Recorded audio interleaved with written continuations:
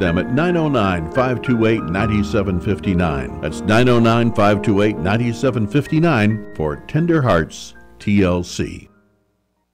KCAA is your CNBC News affiliate.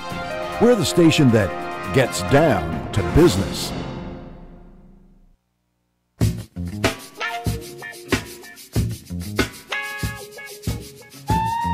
Thank you for joining us for this edition of Justice Watch with Attorney Zulu Ali. I am Attorney Zulu Ali with the Justice Watch crew, Rosa Nunez, Michael Bilal Clark, and Dr. Akil Bashir. This week, like every week, we'll be discussing important, critical legal issues affecting our communities. Today, we'll be discussing community violence and intervening to stop the bloodshed. Joining us today to discuss this topic is our own expert commentator, Dr. Akil Bashir. Dr. Bashir has been described as one of the nation's most premier violence intermediation professionals, elite public safety experts, and hardcore gang intervention specialists in society today. He is recognized as being at the top of a league of pinnacle specialists in the area of discipline and acknowledged as one of the most accomplished authorities in this field of expertise. He instructs and consults worldwide, has founded Maximum Force Enterprises, the License to Operate movement, and the Professional Community Intervention Training Institute International. Dr. Bashir is also a highly regarded adjunct professor for Alliant University International. His training sessions have garnered international attention and support, having traveled the world all over to train specialty teams in Brazil, SWAT teams from Argentina, elite executive protection specialists from Africa, private crisis elimination teams from London, public safety experts from Beijing, Hong Kong, and Shanghai, gang intercession specialists in El Salvador, and emergency responders, peacekeeping intervention experts all over the United States. He has provided his expertise in Geneva, Switzerland, to the World Health Organization to gild their international violence prevention template to the United Nations to assist in drafting the International Safer City Blueprint. Dr. Bashir is the brainchild of Celebrated the Build program and the License to Operate movement, the largest regional affiliated network of specialty trained violence intervention community mobilization experts. A nationally read syndicated columnist who columns the Street Survival 101 was one of the most widely read columns in the nation at its height.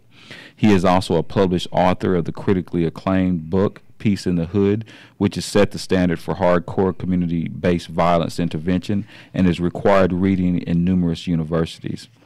Dr. Bashir has appeared in countless documentaries and short films, pieces including Bloods and Crips, Gangland, Made in America, License to Operate, documentary which has a starring role, and Black Jacket, which focuses on the Professional Community Intervention Training Institute, which he founded, its methodologies, and the groundbreaking operational protocols which is being utilized in city after city throughout the nation. Dr. Bashir is a who's who in martial arts world, a renowned 10th degree Grand Master, internationally respected retired world champion, and weapons expert. He studied and received numerous black belts from legendary Bu Su Han, Si On Choi, and various others. Have founded his own universal system of tactical street fighting in the early 90s entitled Association of Tactical Street Fighters.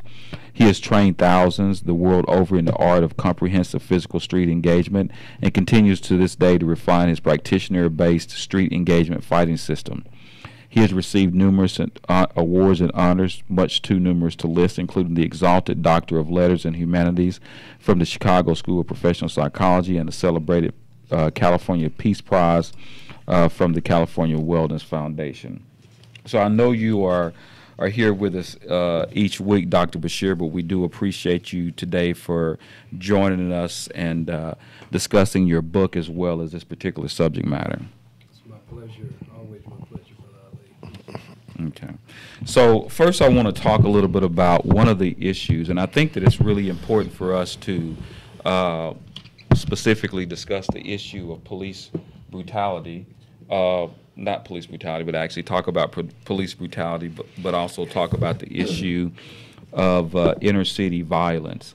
And the reason why we tend to want to go into this discussion is because that continues to be the counter question And not saying it's not a legitimate question, but oftentimes we hear that whenever we've been talking about the issue of police brutality, to ask the question about why don't we ever talk about inner city violence and violence in our actual communities. One of the things I guess I kind of want to back into our own, I'm kind of going to begin with some sort of historical aspect of it, and then kind of position ourselves where we can talk about some of the most recent and some of the current issues that are affecting our communities as far as inner city violence and gang violence. Personally, when I began to start thinking about community violence, I began to start thinking about COINTELPRO. And the reason why I think about COINTELPRO is because it's kind of like one of the first times historically where you begin to start seriously seeing an increase in violence within our communities, which early on, especially back in the 1960s and 1950s, when we had the Black Power movement and we had organizations like the Black Panther Party, we had the United Slaves, we had many of these organizations whose focus was primarily to actually generate pride within our communities and also to implement whatever actions and whatever programs necessary to garner a lot of progress in our communities. A lot of people don't understand that a lot of these gangs that we are so-called gangs that we have today are actually the result of many of these civil rights organizations. And I believe that when you begin to, you can almost track the gang violence to the intervention of the COINTELPRO, which is an acronym for the Covert Intelligence Program that was established during the J. Edgar Hoover days by the FBI. And as part of that, what was happening is that as part of their rules and regulations, and basically their primary motive was to create, create some sort of problems or conflict between the different organizations, including the Student Nonviolent Coordinating Committee, Dr. King's organization, the Southern Leadership Conference, the Black Panther Party. The whole idea was to create conflict among the organizations themselves as well as inter-organizations themselves. I believe that that is kind of like the catalyst of where you begin to start seeing the significant increase of violence within the communities. And would you agree with that, Dr. Bashir? You know, I would totally agree, Brother Ali. Look, I was a direct consequence of the COINTEL movement. I was part of the Black Panther Party and proud of it. I went through the whole process to see the whole destructive methodology that was utilized to stop a social movement that was looking for equality and that was looking for, more important, equity across the board. If you track the gang cycle, you'll see that there are certain time periods that were instrumental in the formation. It was formed basically in the region of Chicago, where they were brought in through immigration. Most of your original gang members were Europeans. Not most of them, all of them were European, and they were dissidents from Europe and Britain that was sent over here because they were trying to rid them in turn when they got here because they had a lack of real skills. They had a lack of the ability to create a financial empowerment circle. They didn't have the ability to geographically set themselves up. So tenements were created, which is equated to our projects today. The fact that they were basically maintained in certain geographical areas, they started to feed off each other, which is what we see in these communities, especially our marginalized communities. Moving up to the time period of the 60s, that was the 20s. When you move up to the different processes, real quickly, you had a major surgence in the 50s. You had a major surgence in the 60s.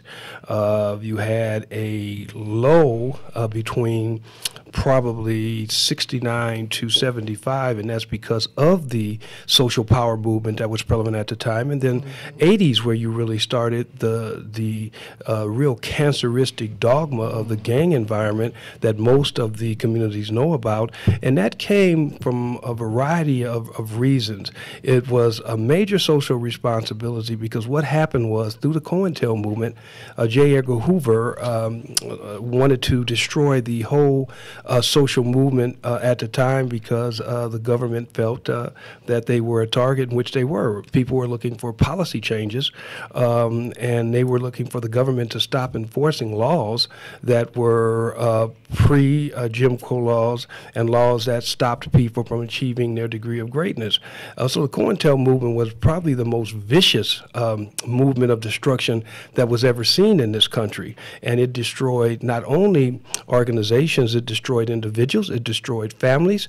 No holds were barred. So because of that, the prison industrial complex was created to house the individuals that were direct consequences of the COINTEL movement. At the same time, what the COINTEL movement did, it created the eradication of the economic base in the communities because most of the big economic venues were destroyed or moved out. And third, it created a lack of male onus and responsibility in families because so many of the individuals, the males that were leading these families, were either killed, imprisoned, or totally removed out of the process, meaning that they went into exile to leave this country. So you had a major void at that time period. There was no economic impetus in these communities. There was a lack of real male leadership, and then lastly, to top it off, we had the implosion of the black exploitation films, which basically housed that pimpery was okay, having 4 and 5 and 6 children were okay, being able to sling dope was okay, and all of this was housed in the fact that the stars of these movies were going after Charlie and the government, and that's why so many of the people in the community embraced them, because they never seen the black actors actually challenge the governmental structure at the time.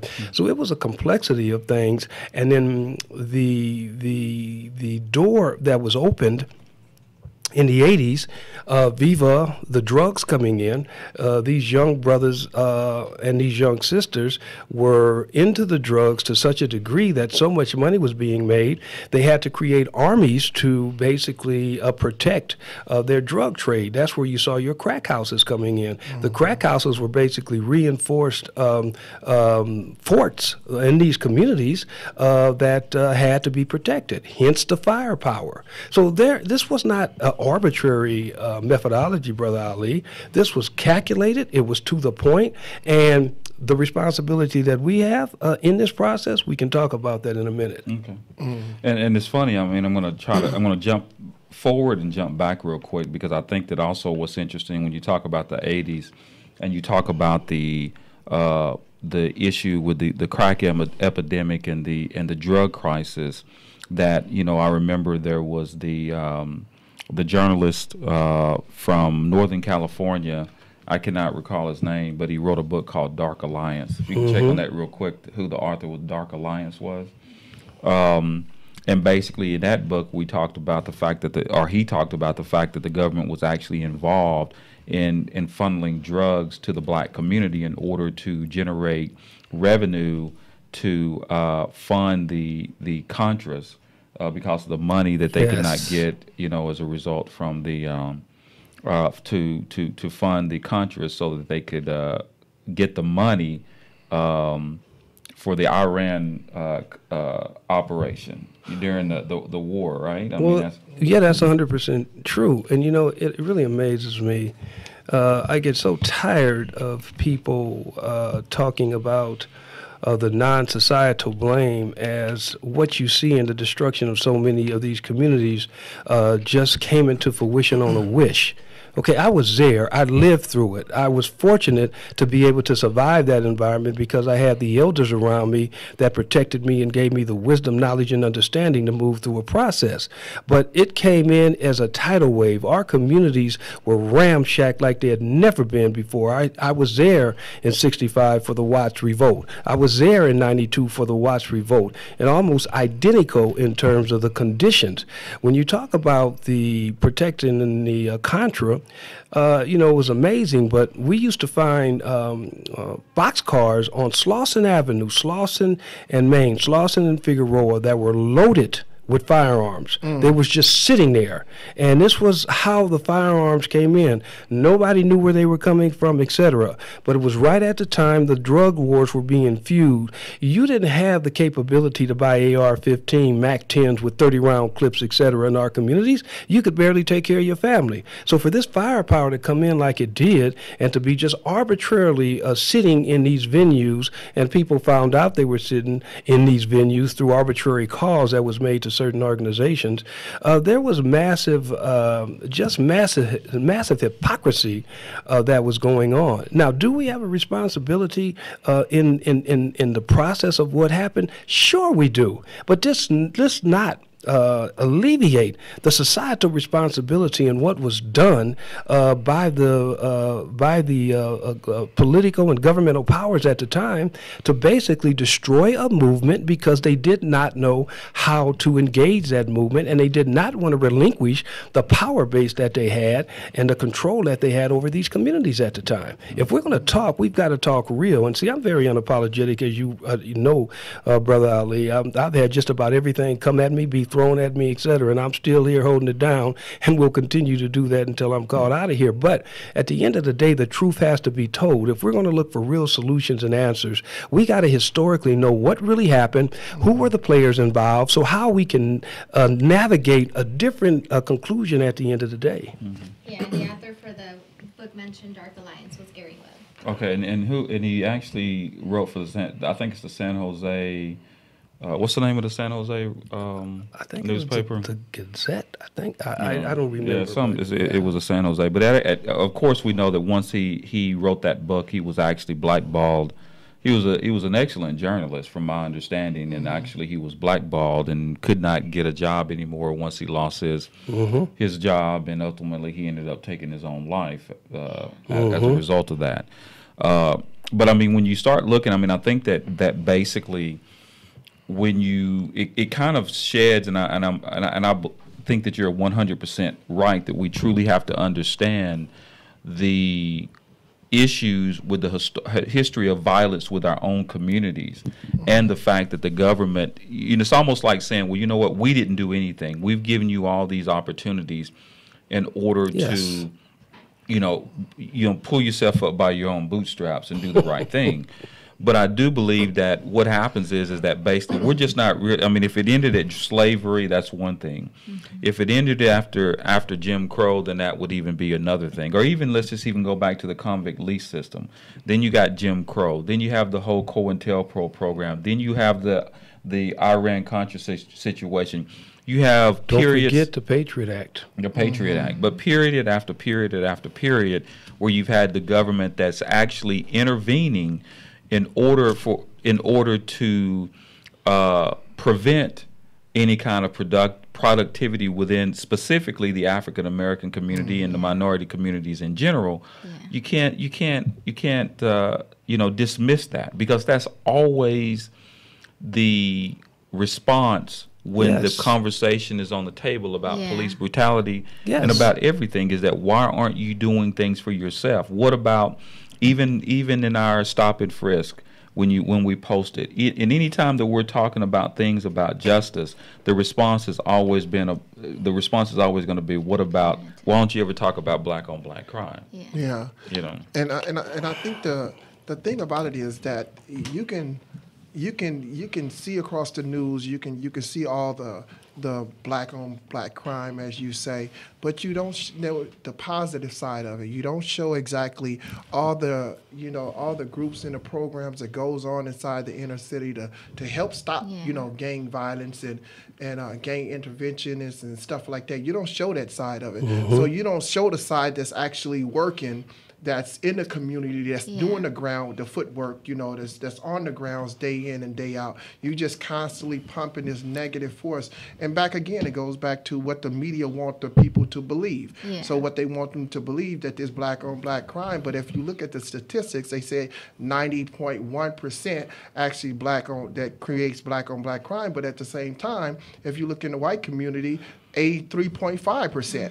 So it's just a matter of where you at. So it's not like, it's a massive, a massive thing about just this black on black crime, but it's white on white crime as well. But you don't place no emphasis on that. And just real quick, just to go back, in my early stages of reading, I used to always wonder when I was reading, about Marcus Garvey, about Noble Drew Ali, about W.E. Du Bois and Booker T. Washington. Every time I would read about, these individuals, there was always seemed like this separation between like W.D. Du Bois and Booker T. Washington, where they created this dissension between the two, whether it was Malcolm and Elijah, they created this dissension, whether it was Maulana Karenga and Huey P. Newton. There was always something that came between the forces to make them divided. And then I began to study about the divide and conquer tactic, how it was actually the government intervention that they would place agents inside of these organizations to make them feud amongst each other in order to create this dissension. And if you move on up to the time where they had the Crip and the Blood feud, where Minister Farrakhan came down, you have people going inside of the neighborhoods and all of these shootings would occur. And then we find out later on there was the police going out there that was actually doing these shootings. And I feel like most of the times, sometimes government intervention can be rather punitive instead of restorative. And we can see this through the criminalization of marijuana in states like New York, or even the war on drugs, where it kind of makes certain people of certain colors or certain people in certain communities targets, instead of really protecting them or providing them with the resources necessary for them to heal or for them to be better. Well, I just want to be fair here. We have to clearly understand, and this analogy is so true, power corrupts people. And so I don't want to sit here and paint everybody in the government venue, everybody of a Caucasian race, or any race in particular, as demons, unapologetic in saying that there are some severe demons in the government, in the European community, in the black community, etc. So as we move through the process, I think we have to really create the boundaries of those that are demonic by nature, those that are evil, those that are attempting to secure for themselves their own glory, those that are attempting to possibly support and have supported what we were trying to do, and those others that just don't know and really don't care because they can't relate to the circumstances or the normalities that goes on in these communities, and so they don't want their world affected by it. So all I'm trying to say here is they're good, is they're bad, and we have to be able to identify and categorize who our enemies truly are, who creates the challenge, and who are our advocates who assist us in the process. I know it just seems that there's such a lack of understanding of the psychosis that has actually affected, the African American and specifically the African American and Hispanic communities specifically, just simply because of the fact that and the Native Americans as well, and so to understand it, I think that often the way that we see each other, when you begin to start thinking about the whole idea was not to discredit us among America, it was to discredit us among each other. Yes. And so that was actually part of the mission statement of the COINTELPRO movement. Now, to me, I think that it's almost like something that you can hear and then you can move on and then you can continue a discussion.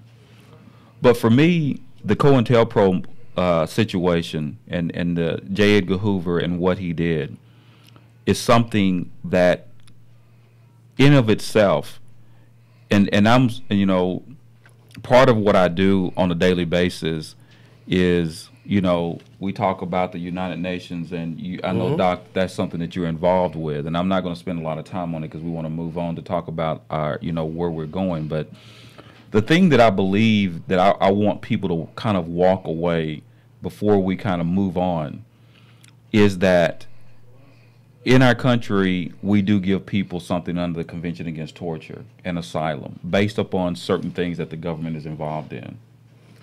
If any other government would have created a policy related to the policy that J. Edgar Hoover had, yes, we would consider that government to be a rogue government and the people who were subjected to that to be people who were tortured, right? I mean, let's just be real. We have to understand the significance of COINTELPRO, J. Edgar Hoover, and the fact that they targeted our communities and oftentimes false charges, murders, many things that are just terrible things.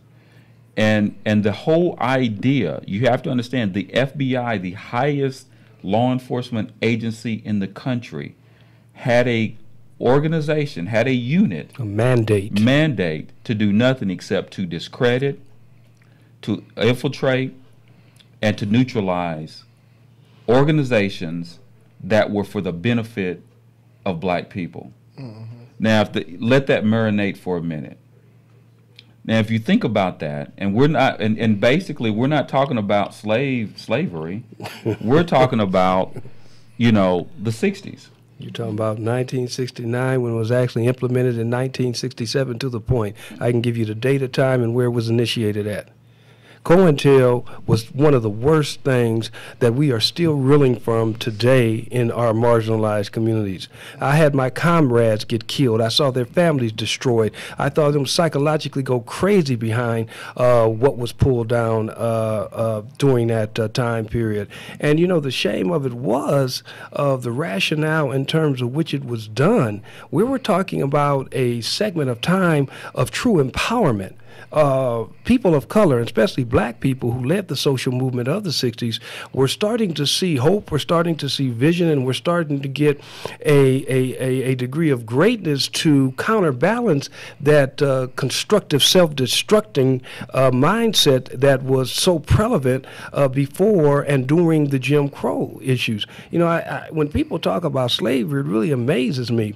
We didn't come here as slaves. We came here as kings and queens. We were made slaves when we arrived on the shores. It was a process. We were never given the full humanity of human rights in this country. That's why the Constitution qualified us as 3/5 of an individual, which still holds true today. And some people have so attached themselves to that ideology that they have not been able to let it go. Matter of fact, it's been reinforced time and time again here. So when I talk about the destructive nature, let's don't talk about the personality. Let's talk about the policies and practices that are still relevant today that has caused most of these communities to be marginalized and not be able to pull themselves up by the bootstraps and move forward. Well, one thing I want to talk about, Doc, when you talked about the fact that, the crates that you found weapons, there were weapons that were found in areas, I'm assuming this in Los Angeles. Now, what I've been hearing is that similar things have been happening in Chicago. Yes. And we know that Chicago is like, that's like Beirut, #2, right? So my question is, do you think that, and these are allegations, they're saying that they're going to places and seeing crates and crates. What was the situation with the Walmart? Do you remember? Did you ever hear about that? They were like this some sort of trailer that had like all these guns and stuff in it, and it was just left open for individuals to go and get involved in taking guns from these trailers as well, trains, I don't know what it is. But do you feel like that is far-fetched, or how accurate do you believe that allegation is? Like I told you, Brother Ali, I was there. I lived it. It wasn't far-fetched at all. Let me take you to a much more recent time. over in Lamert Park, right off of Crenshaw and Lamert, was called the so-called Black Core. Just less than 12 years ago, we used to have a Crocker Bank sitting right on the corner of Crenshaw and Lamert. For years, this building was painted over black once Crocker Bank had moved out, now Wells Fargo, and nobody knew what was going on in this place for years. Okay, come to find out that they were selling all type of arms. They were selling illegal arms and had been for over 7 years in this place, right in the middle of the community. Some of the most destructive firearms that was going on. How they were busted, I'm not going to go into that because I'm not supposed to know. But at the same token, they were busted. It became news across the city. But these kind of things were going on, and still to some degree are going on in certain cities where you've got the peddling of these destructive mechanisms or these destructive tools to do the type of damage they do. This is going on and still going on all over the nation. Mm-hmm. Wow. Yeah. You know, one of the things I wanted to ask you, Doc, was we know that there was this transformation from the Black Panthers, and then we have the resurrection of the Crips and the Bloods and all these other different gangs. And I can remember myself as being a former gang member myself. I can remember at a time where I would say, hey, I'm finna go out and I'm about to put up this work in. You know, me and my homeboys, we finna go put this work in. And a lot of times we would go put work in for individuals that we had never even met a day in our life. And this was the reality of it. We'll say, you know, we'll call out names and we finna go put in work for such and such. And I didn't know such and such. I know he died and got killed before I even, you know, got initiated into my neighborhood. And so I found myself going out putting in work for a cat that I didn't even know. And I know that still goes on to this day. But I think it's so wide now because, you know, individuals go out and they say, well, okay, they had a brother or they had a homeboy that was real close to him or a cousin that was killed. And so the cycle continues because the simple fact is somebody got somebody that's been killed. And so they can't bring about that peace amongst this gang because their brother was killed from this gang. So they don't want to resolve no issues with them. They're going to always have that hatred and that animosity towards this gang. So is there any, and so my question to you, do you think there's can we see a day and a time where there might be some form of peace? Yeah, we can, but you got to realize what's going on. And see, this is why we have to be strategic in our thinking, Brother Bilal. Gangs are a symptom. They're not the problem. The root cause is not the individuals getting in gangs. You said something, and I came out to culture, okay? I'm talking from experience. You said something a minute ago that was so important. You said representing for somebody you didn't know. See, human nature tells us we want to have some degree of greatness within ourselves. We want to have ourselves stamped to be something.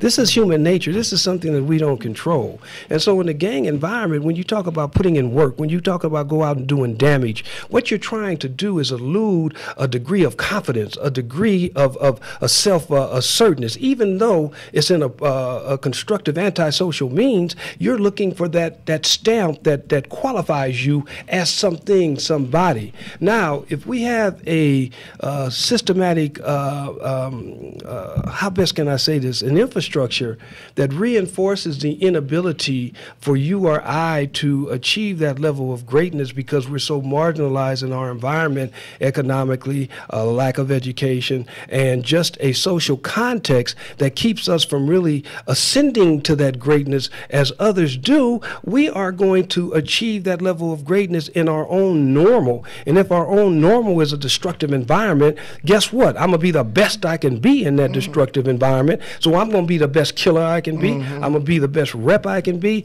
etc. You know, in the 60s, one of the things we were so able to do so effectively was we had kept the young gang members and gave them the ability to achieve some of that greatness through intelligence, through proper vision, through having a mechanism because most of the radical revolutionaries came from the gang environment. So we went through a process of of maturing and transforming.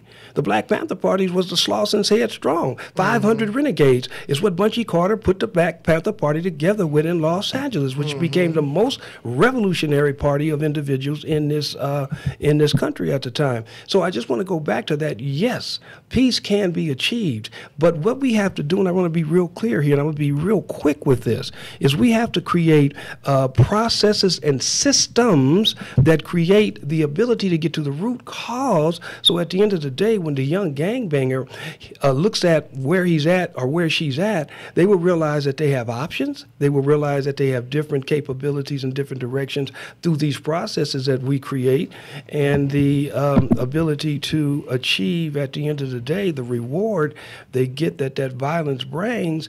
If we can induce a different reward that they will accept, we can turn this baby overnight. But we got to remember, there are people that have made their careers off of this violence. There are people that have sent their college kids who are now in college off this violence. And we got to realize everybody ain't waving white flags talking about let's stop this madness. Gotcha. So let's talk a little bit about your book, Doc. Peace in the Hood, and I was read it as basically, I think it was you as well as Christine Hogue. Yeah, Christine was just, and Christine's a very good friend of mine.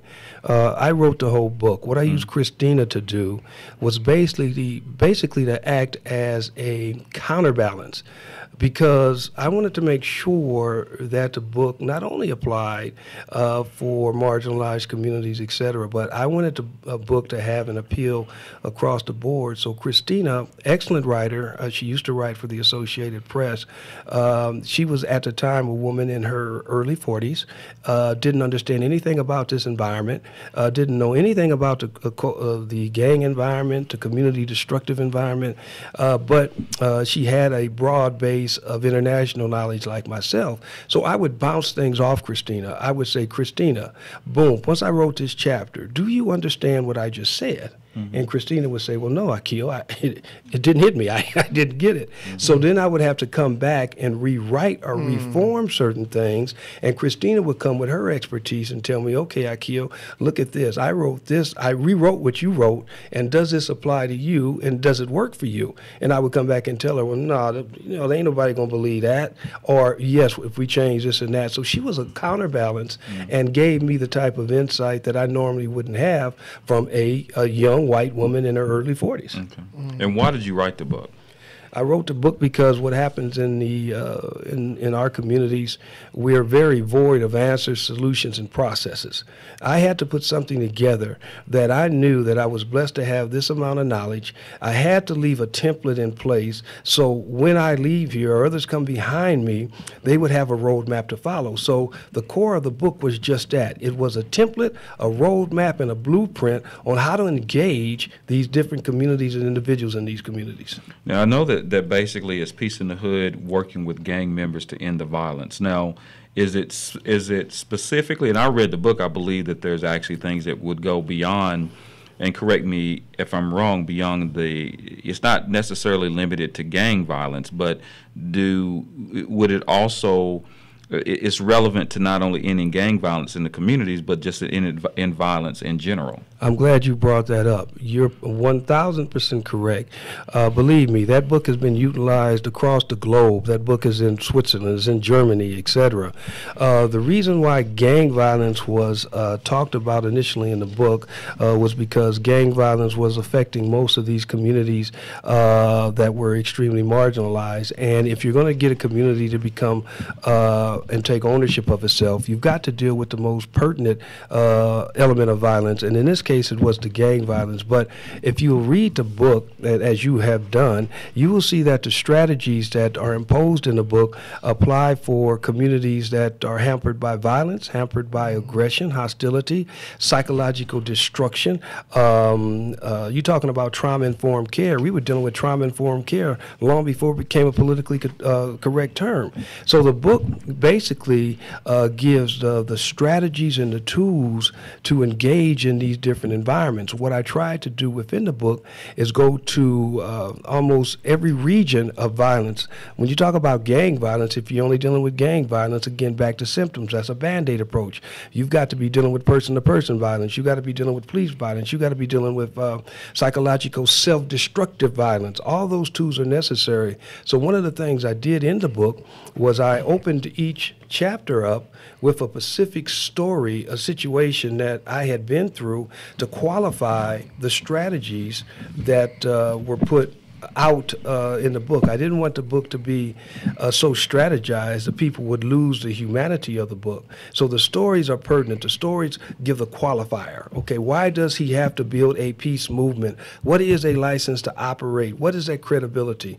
Boom, I understand. And let me say this, Ali, I need to be real clear here. If you read the book, you're going to read the book and realize that Brother Akil didn't write the book professing to have all the answers.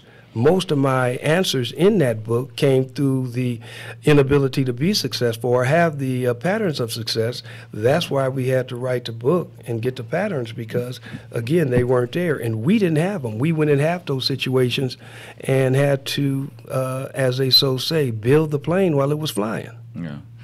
I mean, one of the things that, and obviously people who are listening to this, to us today, and people who are talking about this subject, regardless of where you are looking for us to give some sort of answer. In other words, we have black-on-black crime. It's increasing. It's at its height.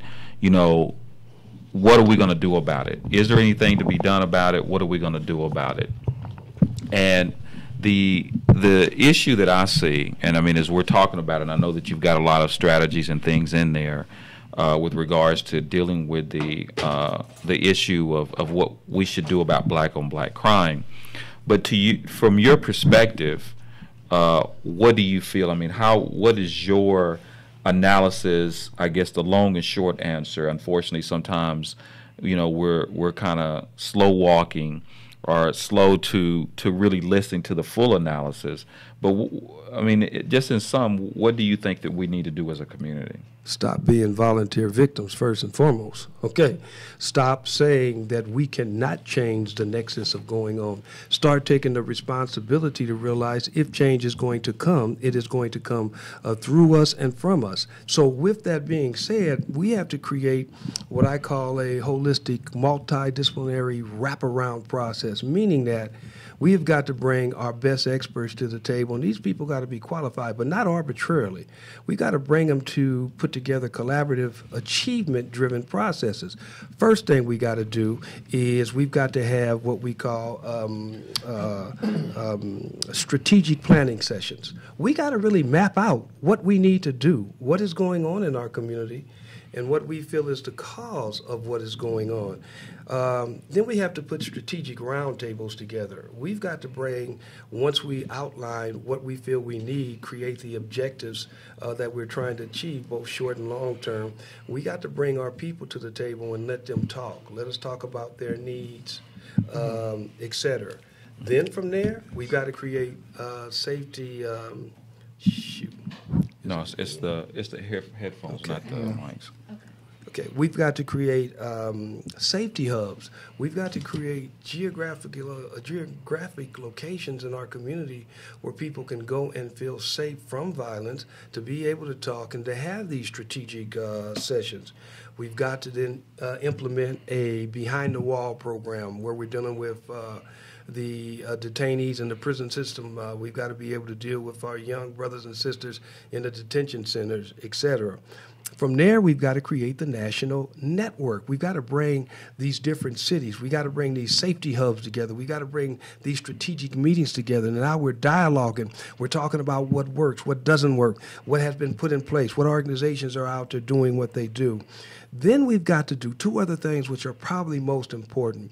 We've got to create training venues to where we bring practitioner-based subject matter approach to the table, or subject matter expertise, to help people take their thoughts, form them into actual protocols and strategies to where they can start going out. You've got violence in your community. What is your role in that engagement? What is your role in that altering the process? What is your role in engaging the people? And lastly, we got to put people on the ground. We've got to get on the ground and do what we call hardcore barefoot intervention.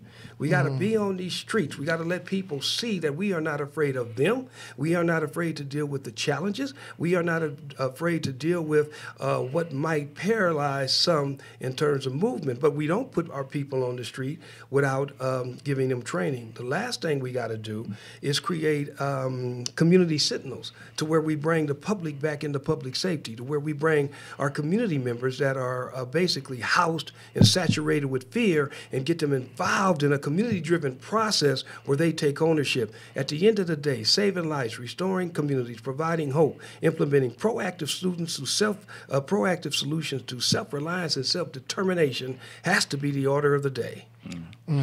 What's interesting about our people, and when I say our people, I'm talking about the so-called minority in American society, is that basically, we live two lives.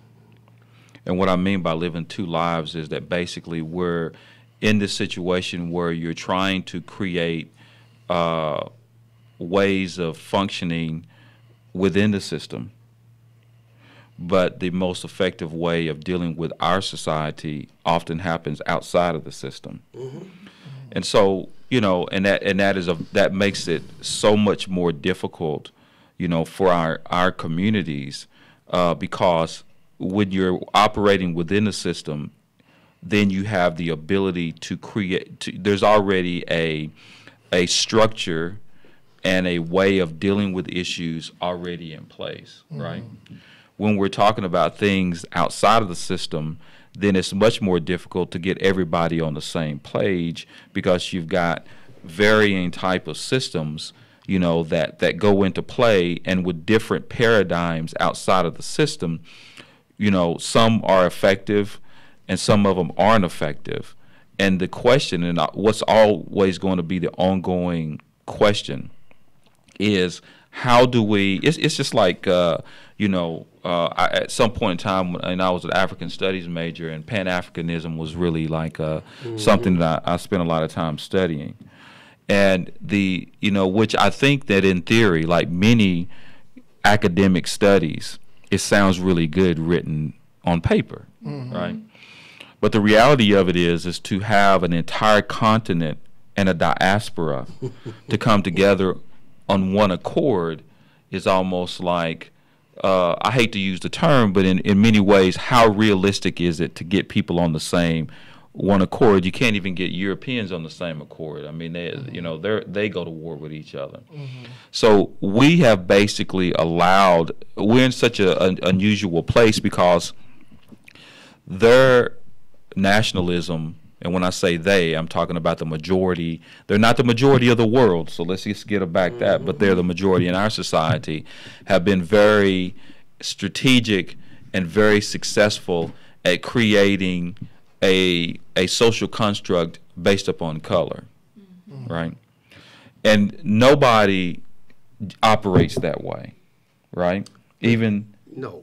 But this is where I go back, and excuse me for interrupting No, that's good. and talk about the concept of volunteer victims. Right. Okay, you don't let somebody else dictate the reality in which you operate from. Thank you. You talked about that system that wasn't working for us. Well, what kind of common sense is it to stay in a system that doesn't produce the outcome that is going to make you effective, whatever that system is? A lot of times we talk about common sense, but we need to be talking about common practice. You'll see those countries, those continents that have been successful because they designed the direction of where they needed to go. And if you weren't an asset in that, you either got removed from the process, and I'm not talking about going out and killing everybody. You either were removed or you weren't allowed a position of leadership, of guidance to move the process forward. Our outputs have not been constructive for us. So with that said, we need to change the input. It's an old saying, by the yard is hard, but by the inch is a cinch. What we need to do is start taking small steps and relinquishing and feeling good about the successes of those small steps. We need to qualify. This is one of the things I think we don't do as a people, both in the brown and black community. We will just take leadership for what it is, and whatever comes with that leadership, we will either say, well, that's it, and we're going to go. We don't challenge the leadership enough. We don't challenge the programs they bring to the table. If you can't show me where your program, your process, or your strategy has affected change, if you can't show me the people it has affected, if you can't show me the communities that have been gratiated by it, and lastly, at the end of the day, if you can't show me a blueprint of succession, I don't want to talk to you. Mm-hmm. We don't have time to be stuck in neutral. We got to get out the bleachers and get in the game. Mm-hmm. Every move we make, and especially those of us in our generation, every move counts. We don't have time to sit in neutral thinking something's going to change. Right. Mm-hmm. And I'm going to hit you. One thing I wanted to say before we go in, I was actually thinking about this early on, actually about a different thing, about a different subject. Mm-hmm. But I think it's also relevant to being successful. Success is consistency. Thank you. Mm-hmm. And I think that what happens is, I believe that oftentimes we're extremely inconsistent in the things that we do. I mean, it's like the difference between being good and being great. Everybody has good moments, but greatness is the result of consistency. Mm-hmm. You know, people always want credit for doing. It's like employees. They always want a pat on the back and that attaboy for doing good things every now and then. Mm-hmm. But the problem with most people is that basically their greatness is very limited. Yeah, if they come in one day early, then they want something for coming in early. Mm-hmm. But no matter if they're late all the time, mm-hmm. right? And if you want to, and sometimes we're put in positions where you have to understand, how bad do you want this? Mm-hmm. How bad do you want our society and our communities to do much better? And that's where we go back to the marches. Yeah. Mm-hmm. Right? How we march, for what? We march, we protest, but, we don't build movements. Right. We build moments, but we don't build movements. And the key word is consistency. Consistency. The difference between moments and movements is consistency. Right. Disciplined consistency. Right. Yeah. What you want to say? One of the things that, I said yesterday in the Stop and Frisk was, the black on black crimes, Black Lives Matter, no life mattered to me when I was growing up in the neighborhood, as a young gang member. My thing was to go out there and, represent my neighborhood and get that status that I needed to give by any means necessary. In order for me to get this title, I was dubbed El Loco, so I had to be on the front lines, and I had to personify this craziness in order to uphold this name. And so my thing was, Black lives didn't matter back then, but it matters now because it took me going to prison for so long of a period of time. But what brought me out of that darkness was the fact that I began to study about my own culture, my own history, and understand that dividing force that had me thinking with this twisted understanding, right? And so just a question to you real quick, Doc. I'm encountering these young gang members that's coming along. Not all methods work for every gang member that comes along, and I understand that. And so what worked for me was the fact that I was able to study my culture and my history that brought me out of this darkness, right? And so with these young gang members that's coming up right now, it's totally different from when I came up. So if I'm sitting in a room with them, what do I give them? Because once you take something away from them, you have to replace it with something in order for them to feel whole. You see what I'm saying? So I can give them the cultural values and wonder whether or not that's going to bring them back, or I can tell them that this job or, this is going to be, economic empowerment. What is it that I need to tell them in order to bring them out of that? First thing you need to do is apologize for not giving them the direction. The second thing you need to do is find out their need, wants, and desires and see if they're socially acceptable. Or if they're not socially acceptable, will they accept something else in the process that gives them the same results? The third thing you got to do is create a system for them to be able to follow. And this is the most important thing. You are never going to change their thinking process. You have to give them tools to think, to allow them to change their own thinking process and be there as a support mechanism to make sure at the end of the day they can feel good with whatever they get from you. Yeah. And it's much more to that, but that's Yeah. a short term. That's a short term. Because we're rolling with 2 minutes. Right. So anyway, so one of the things, I mean, obviously I like to, you know, the book it's an excellent book. Again, it's called Peace in the Hood, Working with Gang Members to End the Violence. We actually are going to have a second part, you know, to kind of discuss it, because there's so much more to go into this discussion. Yes, sir. To really start getting to something so that we can actually start seeing some solutions to this significant problem. Now, as far as to those who are interested in purchasing the book, Doc, where could they get this book? Well, the book is all over the country. They can go straight to Barnes & Noble. They can go to Amazon.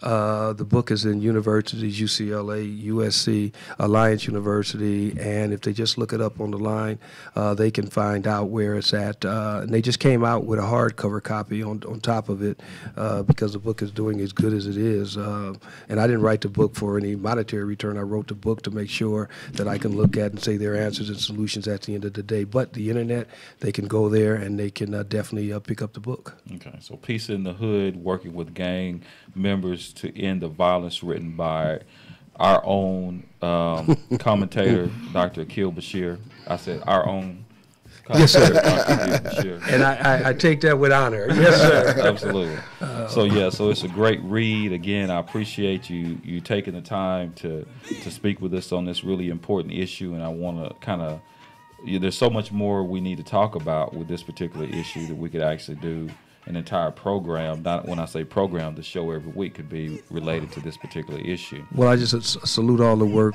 you, Brother Bilal, the team, everybody is putting forward. So truly it is an honor to be here and to be able to participate in the process. All right, so for everyone, thank you for joining us for this edition of Justice Watch with Attorney Zulu Ali. And on behalf of the Justice Watch crew, Rosa Nunez, Michael Bilal Clark, and Dr. Akil Bashir, thank you for joining in. And we'll see you next week at the same time, same place, same channel. In Atlanta, I'm Jeff Nathanson. The Dodgers are playing the Braves right now, Game 3 of the National League Division Series. The Dodgers entered the game with a 2-0 lead in the series, but this one exploded in the bottom of the second inning. Dodgers right-hander Walker Buehler lost his control, walked a couple of